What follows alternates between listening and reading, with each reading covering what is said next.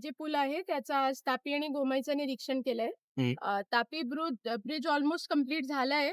थोडा ट्रॅफिक आता त्याचा एक आम्ही नोटिफिकेशन काढू. एकदा फायनल फिनिशिंग वगैरे जी त्यांची वाचली आहे. थोडा सेफ्टी प्रिकॉशन जी सगळी आहे, ते फायनल फिनिशिंग, पेंटिंग आणि सेफ्टीचे जे थोडे लूपहोल्स आहेत ते फिक्स आपण आता करत आहोत. बट अदरवाईज तापीचा ब्रिज इज रेडी. खालची पण जी रोड आहे, ते आम्ही प्रयत्न करत आहोत, की खालची रोडचा पण MSRDCकडे एस्टिमेट पाठवत आहोत, की ती पण आपली रोड जी आहे ती व्यवस्थित अजून चांगली एक रोड तयार करू सो दॅट वरचं ब्रिज आणि खालची रोड दोन्ही तयार होतील. होमईचं जे इन्स्पेक्शन केलंय ते आपले जे डेप्युटी इंजिनिअर साहेब आहेत त्यांच्यासोबत एक MS पाईप्सचं प्रपोजल त्यांना दिलंय. ते आता या आठवड्यात पाईप्स येतील आणि मग बोरवेलचं काय करायचं त्याचा निर्णय आमचा 5 नोव्हेंबरपर्यंत होईल.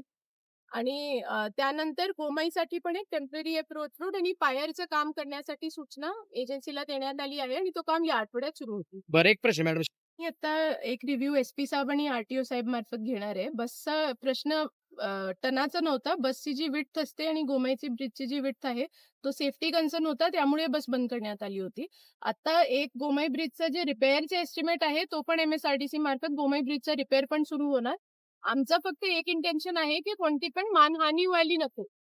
बस गेली तर त्यामध्ये कसं आहे, की खूप सारे मुले बसत असतात.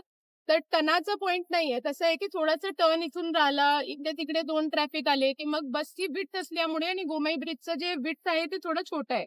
पण आता परत तो लेटर आली आमच्याकडे. आम्ही SP आणि RTO सोबत एक निर्णय आता घेतो, की चालू करायची की चालू लोकांना इथे एक चेकपोस्ट बनवून मग आपल्याला ठेवायला लागेल.